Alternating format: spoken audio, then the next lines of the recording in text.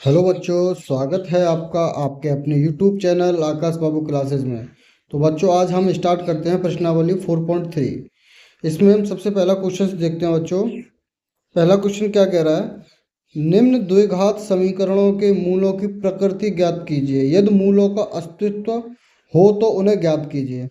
अब ये क्या कहना चाह रहा है कि उनका अस्तित्व है या नहीं, ये कैसे पता करेंगे हम?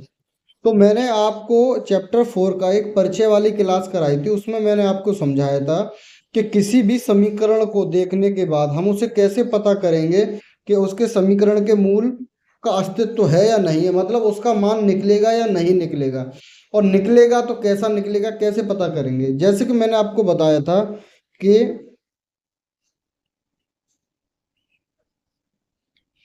डी बराबर D greater than zero, D बराबर zero, D less than zero, और डी की जगह पे क्या था बच्चों? B square minus 4ac।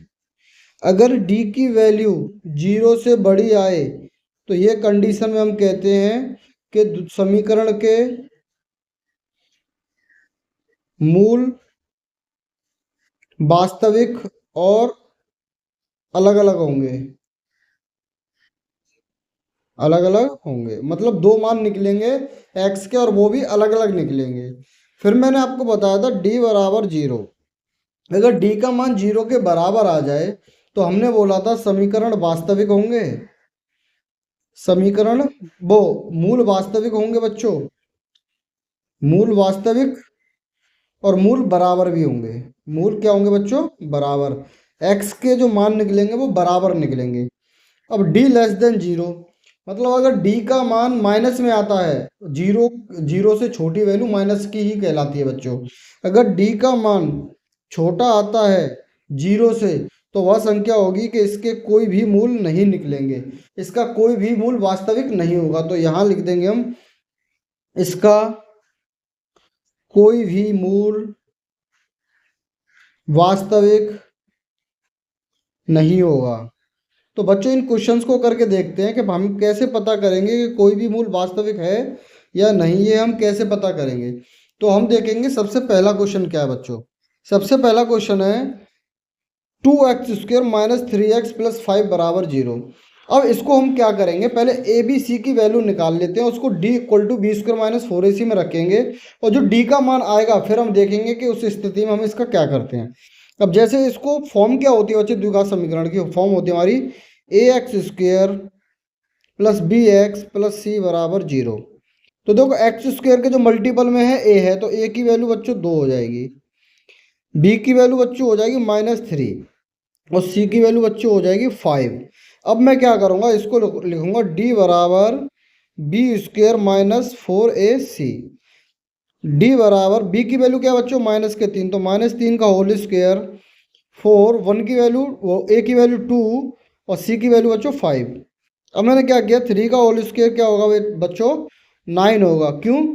चाहे तो -3 का स्क्वायर करें, चाहे हम +3 का स्क्वायर करें, और जो आंसर आता है वो पॉजिटिव ही निकल के आता है। -5 दूनी 10, और 10 चौका 40, तो ये निकल के आया बच्चों डी की वैल्यू -31। कितनी? -31। अब ये क्या हुआ, जब डी की वैल्यू -31 निकल के आई, तो हम यहाँ लिख सकते हैं D less than zero. D zero से छोटा है। जब भी वैल्यू माइनस की निकल के आती है तो वो सभी मान जीरो से छोटे होते हैं बच्चों।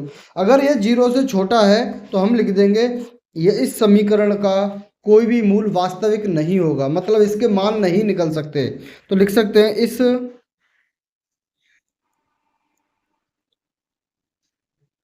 समीकरण के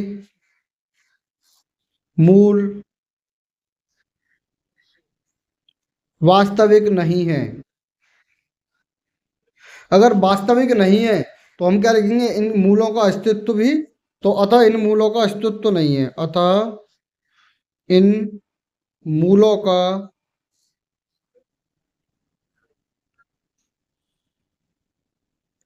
अस्तित्व नहीं है। और इसने क्वेश्चन में क्लियर बोल रखा है, निम्न द्विघात समीकरणों के मूल की प्रकृति ज्ञात कीजिए। अगर इनका मूलों का अस्तित्व हो इनका तो मूलों का अस्तित्व ही नहीं है। अगर अस्तित्व नहीं है तो हम इनके मूलों का मान नहीं निकाल सकते। अब हम नेक्स्ट क्वेश्चन करते हैं बच्चों। नेक्स्ट क्वेश्चन में हमें दिया हुआ है 3x² माइनस के 4√3x प्लस 4 बराबर 0। अब हमें क्या करना है, इसमें भी a की वैल्यू क्या निकालेंगे बच्चों, 3, b की वैल्यू निकल के आएगी -4√3 और c की वैल्यू निकल के आएगी बच्चों +4। तो मैं क्या करूंगा बच्चों, d बराबर b² माइनस 4ac ये लिखूंगा। जब d बराबर b² माइनस 4ac में रखूंगा तो इसकी वैल्यू क्या होगी बच्चों, -4√3, b की वैल्यू लिख ली मैंने, स्क्वायर कर दिया, -4, 3 × 4। मैं बच्चों क्या करूंगा, 4√3 का होल स्क्वायर करूंगा। तो इस तरीके से अगर आपको अंडर रूट और विदाउट अंडर रूट कोई वैल्यू एक साथ लिखी आ जाए तो इनका स्क्वायर कैसे करते हैं वो मैं आपको समझाता हूँ। जैसे कि इसने लिखा है बच्चों 4√3, तो मैं क्या करूंगा, इसका स्क्वायर करना है। तो मैं करूंगा सबसे पहले बच्चों स्क्वायर, सबसे पहले स्क्वायर करूंगा 4 का, कितना आएगा बच्चों 16। फिर मैं मल्टीपल का साइन लगाऊंगा, फिर मैं करूंगा √3 का स्क्वायर। तो किसी भी अंडर रूट की वैल्यू का अगर हम स्क्वायर करते हैं तो उससे क्या होता है, अंडर रूट हट जाता है बस। जैसे कि मैं √2 का होल स्क्वायर करूं तो आंसर आएगा 2, √5 का होल स्क्वायर करूं तो आंसर आएगा 5। इस तरीके से √3 का स्क्वायर करूं तो क्या आएगा बच्चों 3। तो 16 का 3 से गुणा करूंगा तो बच्चों कितना आएगा 48। तो मैं यहाँ पर क्या लिख दूंगा 48 माइनस 4×4 = 16, 16 × 48, ये भी बच्चों क्या आ गया 48। 48 से 48 कट जाएगा तो d बराबर बच्चों क्या हो जाएगा 0। और मैंने ये कंडीशन आपको बताई थी, जब d बराबर 0 होता है तो मूल वास्तविक और बराबर निकल के आते हैं। क्या निकल के आते हैं बच्चों, मूल वास्तविक और बराबर। तो हम यहाँ लिख देते हैं बच्चों,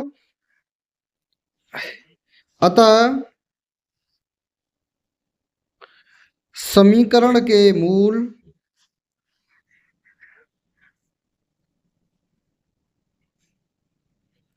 वास्तविक व बराबर होंगे।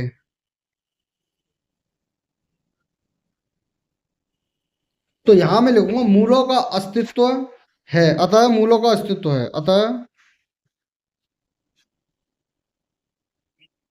मूलों का अस्तित्व है। अगर अस्तित्व है तो फिर इसने क्या कहा है, मूलों की प्रकृति बताइए और द्विघात समीकरण को सॉल्व करिए। तो अब हम इसको क्या करते हैं बच्चों, इसको सॉल्व कर लेते हैं। सॉल्व करेंगे तो हम इसका आंसर क्या बताएंगे। अब देखो मैंने आपको एक फॉर्मूला कराया था, द्विघाती सूत्र। द्विघाती सूत्र क्या होता है बच्चों के, x बराबर -b plus minus b² minus 4ac upon 2a, ये कराया था मैंने बच्चों। यहां से x की वैल्यू निकल आएगी तो मैं क्या करूंगा, b की वैल्यू क्या है बच्चों, -4√3। तो ये माइनस से माइनस हो जाएगा प्लस, तो ये हो जाएगा 4√3 प्लस माइनस b² माइनस 4√3 का होल स्क्वायर और माइनस का 4 इंटू 3 और 4 अपॉन 2, a की वैल्यू क्या है बच्चों 3। देखो यहाँ आएगा 4√3 प्लस माइनस, ये हो जाएगा 48 और -48। मैंने अभी आपको सॉल्व करके बताया b² माइनस 4ac अपॉन हो जाएगा ये बच्चों 6। अब मैं क्या करूँगा, ये 4√3 और ये प्लस माइनस अंडर रूट में आएगा बच्चों 0 अपॉन 6। जब अंडर रूट में 0 आ जाए तो उस वैल्यू का कोई भी आंसर नहीं होता, उसका आंसर 0 ही निकल के आता है। और 0 किसी भी संख्या में जोड़ो या घटाओ उससे फर्क नहीं पड़ता। तो हमारा क्या हो जाएगा बच्चों 4√3 डिवाइडेड बाई 6। तो मैं क्या करूँगा x = 4√3। अब 6 को मैं क्या लिख सकता हूँ बच्चों, 2 × 3 और 3 से √3 कितनी बार कट गया, √3 बार। तो ये हो जाएगा 4/2√3। तो x के दो मान होंगे बच्चों, 4/2√3 और 4/2√3, मतलब उसके दो समान मूल निकल के आगे क्या x के, ये बच्चों कितने कितने।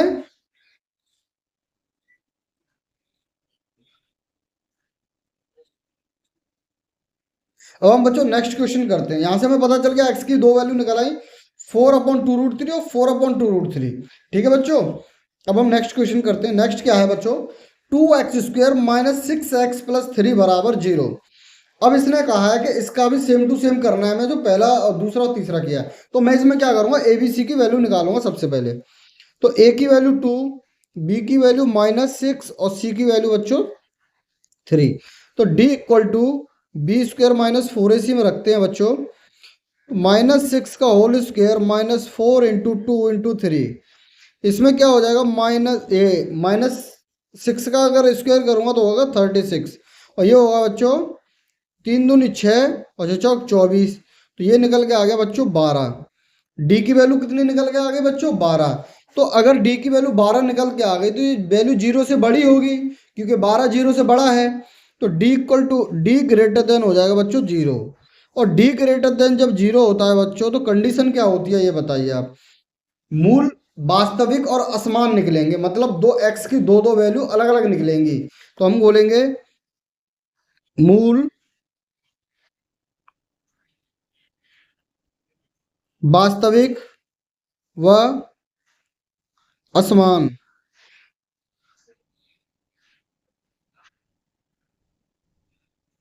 असमान निकलेंगे, असमान होंगे। तो हम निकाल लेते हैं बच्चों किस तरीके से निकलेगा।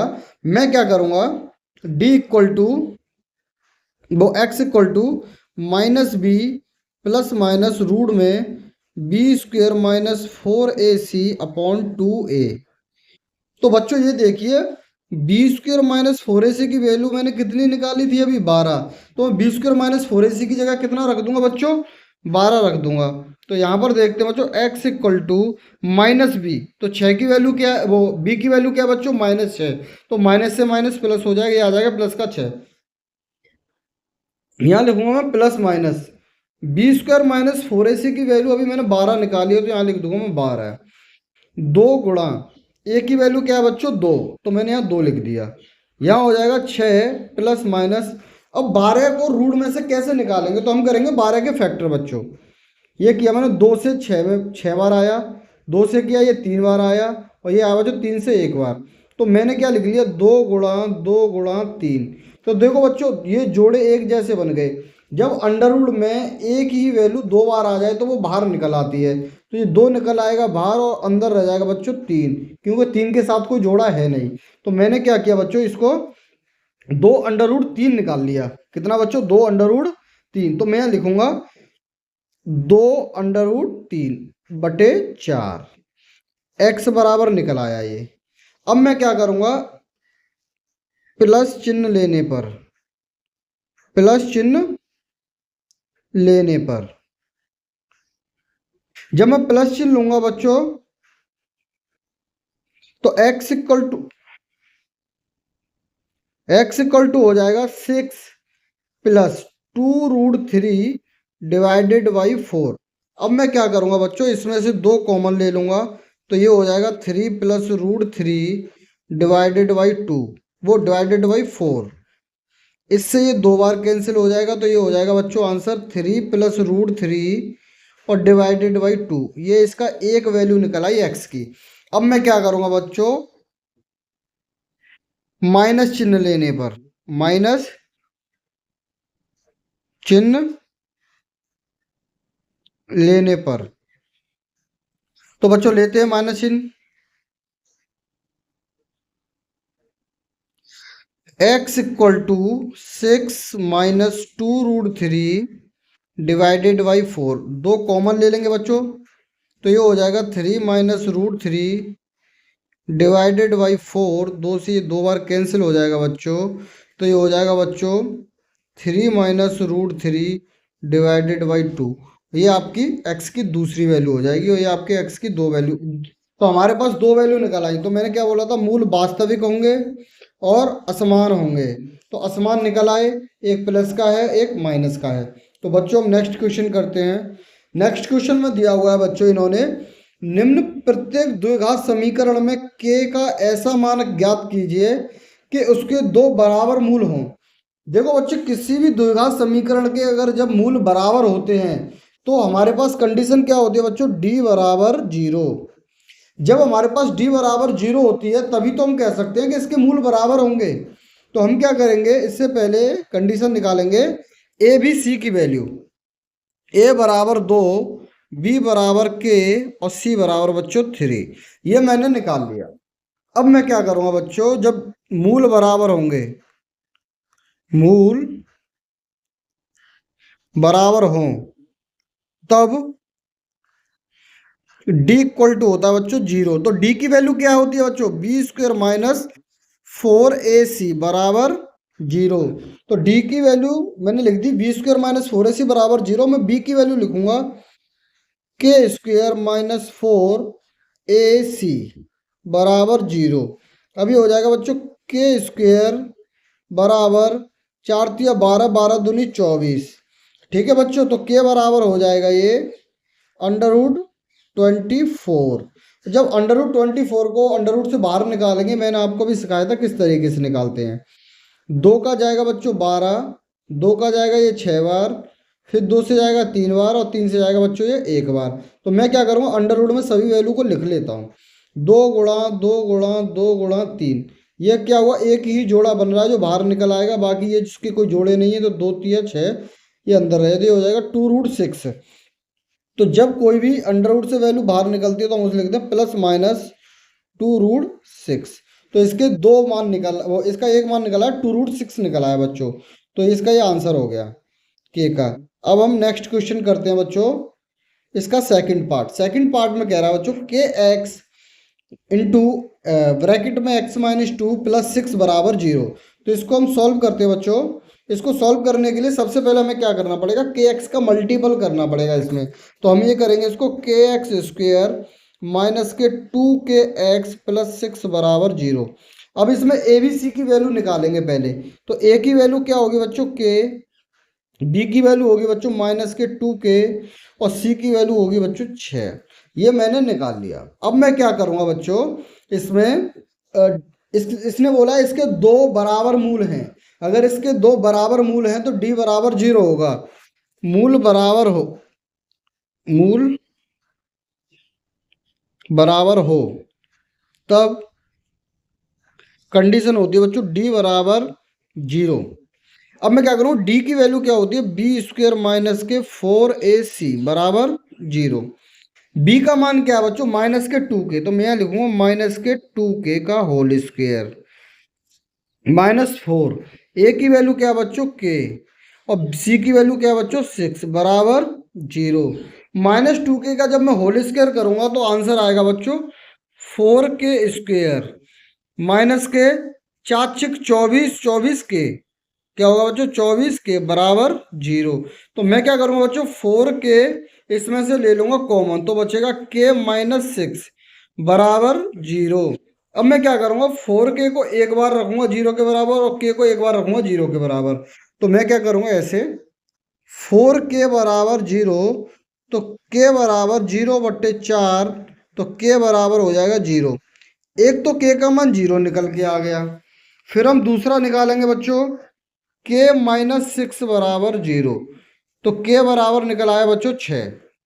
देखो k की दो वैल्यू निकल आई, लेकिन वैल्यू एक ही निकलनी थी। दो कैसे निकल आई, ये इसको अस्तित्व में नहीं है, ये इसके अस्तित्व में नहीं है। मैं क्यों नहीं है इसके अस्तित्व में, ये इसके अस्तित्व में नहीं है, और k का मान 6 माना जाएगा 0 नहीं। क्यों, क्योंकि k का मान 0 रखने पर यह समीकरण संतुष्ट नहीं होता है, और k का मान 6 रखने पर यह समीकरण संतुष्ट होता है। इस वजह से k का मान हम क्या मानेंगे बच्चों 6। ठीक है बच्चों, तो नेक्स्ट क्वेश्चन करते हैं बच्चों। क्या एक ऐसी आम की बगिया बनाना संभव है जिसकी लंबाई चौड़ाई से दुगनी हो और उसका क्षेत्रफल 800 मीटर स्क्वायर हो? यदि है तो उसकी लंबाई और चौड़ाई ज्ञात कीजिए। पहले तो हमें इसका एक द्विघात समीकरण बनाना पड़ेगा, फिर वो द्विघात समीकरण को हमें देखना पड़ेगा कि वह एक मतलब आम की बगिया बनाने के लिए वो संभव है या नहीं है। अगर वो संभव है, इन कंडीशनों के बाद फिर उसकी लंबाई और चौड़ाई निकालो। तो बच्चों में स्टार्ट करते हैं क्वेश्चन नंबर 3। उसने कहा माना, मैं लिखूंगा माना बगिया की चौड़ाई बराबर x मीटर और बगिया की लंबाई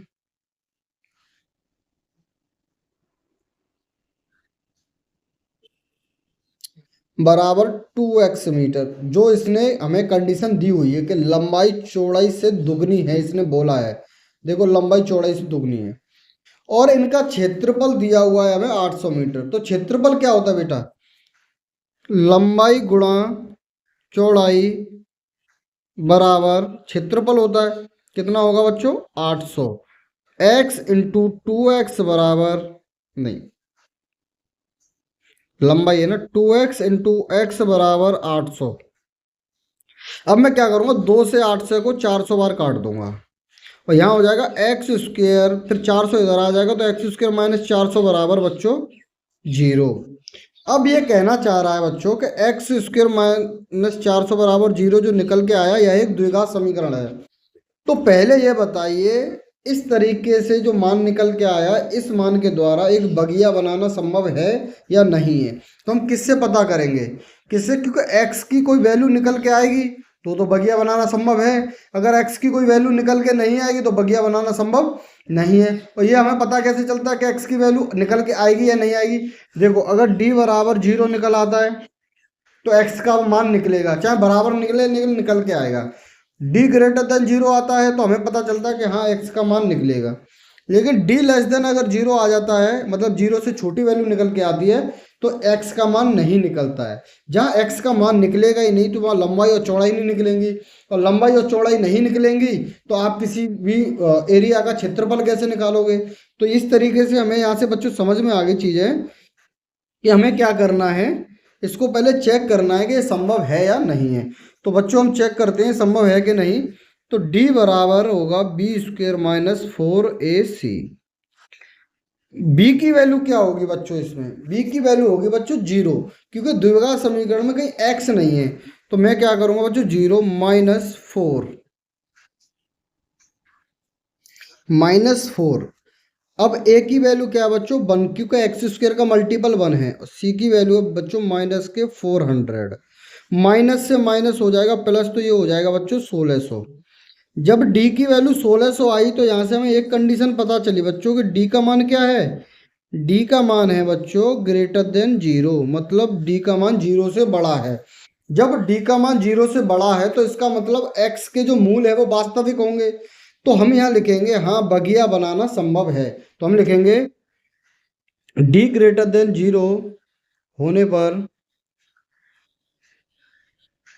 बगिया बनाना संभव है। बगिया बनाना संभव है। जब बगिया बनाना संभव है तो बगिया के मान निकाल लेते हैं। तो क्या बच्चों, एक्स स्क्वेयर माइनस के 400 बराबर 0।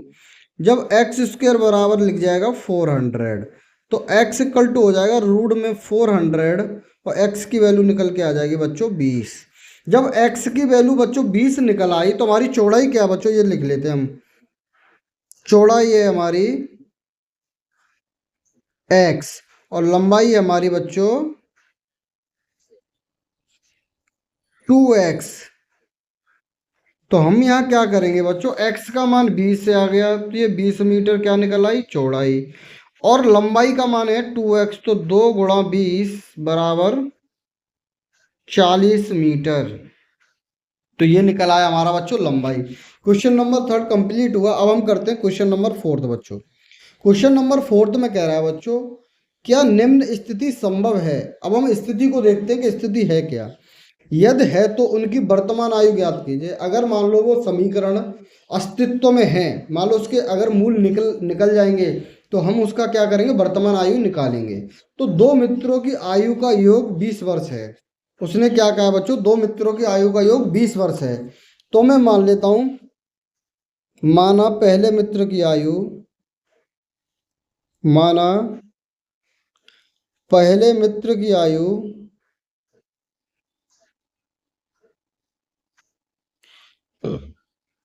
x वर्ष है और दूसरे मित्र की आयु बच्चों कितनी हो जाएगी? दूसरे मित्र की आयु 20 माइनस x वर्ष हो जाएगी, क्योंकि दोनों को जोड़ के कितना बन रहा है बच्चों? 20 वर्ष। तो एक की अगर मान लो 11 होगी तो दूसरे की 9 हो जाएगी, एक की 9 होगी दूसरे की 11 हो जाएगी, अगर एक की 5 हुई तो दूसरे की 15 हो जाएगी, क्योंकि दोनों की उम्र मिला के 20 हो रही है ना। तो हम बड़ी उम्र में से पहले वाले की उम्र घटा देंगे तो दूसरे की उम्र निकल आएगी। तो अब हम आगे करते हैं बच्चों। इसने कहा है 4 वर्ष पूर्व उनकी आयु का गुणनफल 48 है। तो यहां हम लिखेंगे बच्चों 4 वर्ष पूर्व। 4 वर्ष पूर्व। जब हम 4 वर्ष पूर्व करेंगे तो पहली वाले में से 4 वर्ष घटाएंगे हम। तो पहली की आयु क्या बच्चों x, तो इसमें से हम 4 वर्ष घटाया। अब दूसरे वाले की क्या है 20 माइनस एक्स, तो इसमें से भी हम 4 वर्ष घटाएंगे। और 16 में से वो 20 में से 4 गया तो बचा 16, तो 16 माइनस एक्स। तो दूसरे की आयु कितनी हो जाएगी 4 वर्ष पहले, 16 माइनस एक्स बराबर बच्चों कितना दे रखा है इसने 48। दोनों की 4 वर्ष पहले की आयु का गुणनफल 48 दे रखा है। तो दोनों की 4 वर्ष पहले की आयु ये रही, इन दोनों का गुणनफल 48 हो गया, ये मैंने लिख दिया बच्चों। अब मैं क्या करूंगा, इनका मल्टीपल करूंगा आपस में। तो x का मल्टीपल करते हैं 16 से तो हो जाएगा बच्चों 16x, फिर x का मल्टीपल करेंगे x से तो हो जाएगा माइनस का एक्स स्क्वायर। 4 का मल्टीपल करेंगे 16 से तो हो जाएगा 16 चक 48, फिर x का और 4 से मल्टीपल करेंगे तो हो जाएगा 4x बराबर 48। मैं क्या करूंगा बच्चों, यहाँ लिखूंगा माइनस के एक्स स्क्वायर, 4x और 16x हो जाएगा बच्चों 20x माइनस के 48, और फिर इधर आएगा तो ये भी माइनस के 1 मिनट 16 चक 64 होता है बच्चों, यहाँ पे गलती हो गई।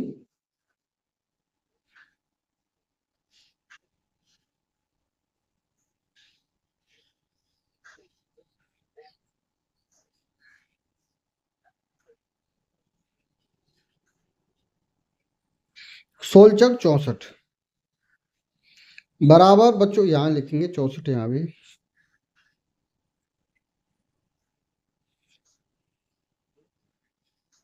64 माइनस के ये भी हो जाएगा बच्चों 48 बराबर 0। लिखेंगे माइनस के एक्स स्क्वायर प्लस का 20x माइनस के 64 और माइनस के 48 जोड़ लेते हैं, 8 और 4 12 की 2 हासिल 1, 6 4 10 और 1 11, ये हो जाएगा माइनस के 112 बराबर 0। अब मैं बच्चों क्या करूँगा, माइनस का मल्टीपल कर दूंगा दोनों पक्षों में, तो ये हो जाएगा प्लस का एक्स स्क्वायर माइनस का 20x प्लस का 112 बराबर बच्चों 0। अब मैं क्या करूँगा, पहले इसको ये देखूंगा कि ये स्थिति संभव है कि नहीं है। अब हमें पता कैसे चलेगा कि यह स्थिति संभव है या नहीं, ये हमें पता चलेगा अगर d बराबर 0 आ जाए या d ग्रेटर देन 0 आ जाए, तो उससे हम ये पता कर सकते हैं कि हाँ इनका आंसर निकालना संभव है।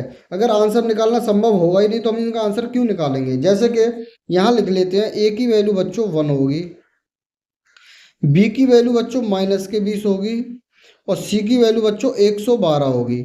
मैं तो यहाँ पर लिख देता हूँ फिर बच्चों d बराबर बी स्क्वेयर माइनस का 4ac, b की वैल्यू क्या है बच्चों माइनस का 20 का होल स्क्वेयर माइनस 4, a 1 और 112, ये हो जाएगा 400। 112 का मल्टीपल जब हम 4 से करेंगे तो कितना आएगा बच्चों 448, तो ये हो जाएगा बच्चों माइनस के 48। तो d की वैल्यू क्या निकल आई बच्चों निगेटिव निकल आई। तो मैं यहाँ पर क्या लिखूंगा d लेस देन 0, d का मान 0 से छोटा है, तो हम लिख देंगे इसके समीकरण के मूल वास्तविक नहीं होंगे। अगर वास्तविक नहीं होंगे तो यह स्थिति संभव नहीं है। तो लिखेंगे इस समीकरण के मूल, इस समीकरण के मूल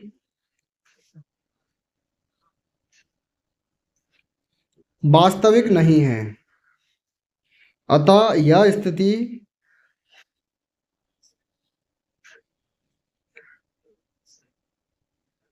संभव नहीं है, इसके मान नहीं निकलेंगे। तो हम बच्चों नेक्स्ट क्वेश्चन करते हैं। अब क्या परिमाप 80 मीटर तथा क्षेत्रफल 40 मीटर के एक पार्क को बनाना संभव है, यदि है तो उसकी लंबाई और चौड़ाई ज्ञात कीजिए। तो मैं सबसे पहले क्या करूंगा बच्चों, किसी भी पार्क का जो क्षेत्रफल और परिमाप है होता क्या है बताओ।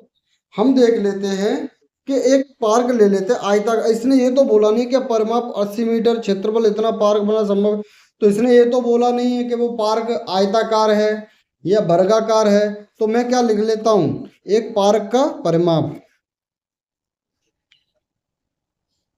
पार्क का परिमाप बराबर 80 मीटर। पार्क का क्षेत्रफल बराबर हो जाएगा बच्चों 400 मीटर। मैं एक रैंडमली कोई पार्क मान लेता हूं, जैसे ऐसे, अब ये मैंने आयताकार मान लिया है, शायद वो वर्गाकार भी हो, तो मैं इसमें वैल्यू मानता हूं, मैं इसको a मान लेता हूं, आमने सामने को इसको b मान लेता हूं, और बराबर आ जाएगी तो a b के बराबर हो जाएगा, कोई दिक्कत नहीं है। तो पार्क का परिमाप क्या होता है बच्चों, 2 इंटू ए प्लस बी बराबर 80।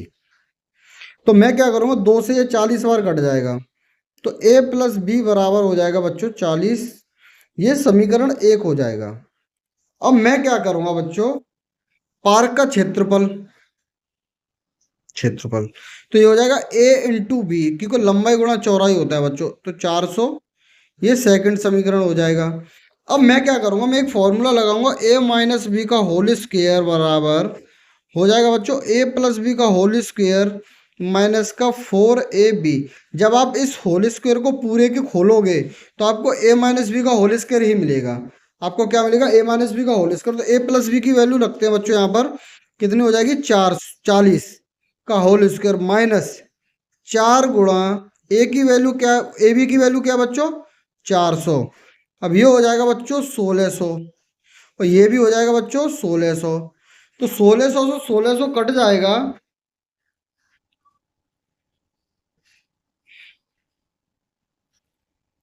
देखो a माइनस बी का होल स्क्वायर बराबर 0, तो a माइनस बी बराबर 0, ये समीकरण नंबर 3। समीकरण 1 व 3 से पहला समीकरण क्या है, a प्लस बी बराबर 40 और a माइनस बी बराबर बच्चों 0। तो b से b कैंसिल हो गया, तो बच्चा 2a बराबर 40, तो a बराबर बच्चों कितना निकल आया, 20 निकल आया, 20 मीटर। जब a बराबर 20 निकल आया तो आपको a प्लस बी बराबर क्या था बच्चों, a प्लस बी बराबर था 40, तो a की वैल्यू रखूंगा 20 में बराबर 40,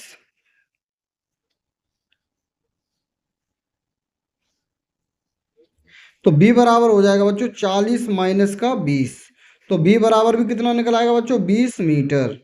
तो हमारी लंबाई और चौड़ाई दोनों निकल आई बच्चों, एक निकल आई हमारी 20 मीटर और दूसरी भी निकल आई हमारी 20 मीटर।